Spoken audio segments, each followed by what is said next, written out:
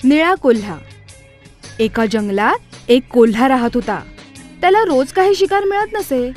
एकदा तो भुकेला उपाशी पोटी जंगलात इकडे तिकडे भटकत होता, पण शिकार काही मिळाली नाही. शेवटी त्याने जवळच्या गावात जायचं ठरवले. जेव्हा तो गावात पोहोचला तेव्हा त्याला कुत्र्यांचं भुंकणं ऐकू आलं.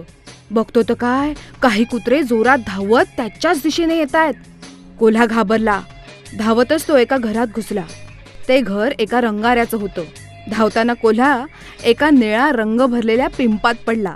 सगळे कुत्रे निराश होऊन परत गेले. कुत्रे गेल्यानंतर निळा झालेला कोल्हा तिथून बाहेर पडला आणि जंगलाच्या दिशेने निघून गेला.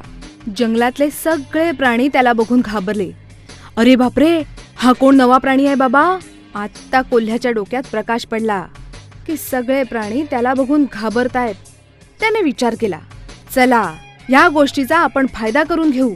त्याने सगळ्या प्राण्यांना एकत्र बोलावलं आणि म्हणाला, प्रिय मित्रांनो, मला देवानं तुमचं रक्षण करायला पाठवलं आहे. मी तुमचा आणि या जंगलाचा राजा आहे. हे ऐकून सगळ्या प्राण्यांना आनंद झाला. सगळे प्राणी रोज त्याची सेवा करू लागले. त्याला भरपूर जेवण देऊ लागले. एक दिवस राजेसाहेब आपल्या दरबारात बसले होते. इतक्यात दुरून त्याला कोल्हेकुई ऐकू आली. खूप दिवसात त्याने असा आवाज ऐकला नव्हता.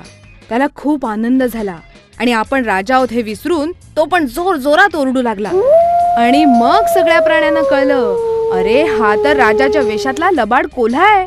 त्याला पकडायला सगळे त्याच्या मागे धावले, पण त्याआधीच कोल्हा मात्र तिथून धूम पळून गेला. खोटा आवेश फार काळ टिकत नाही.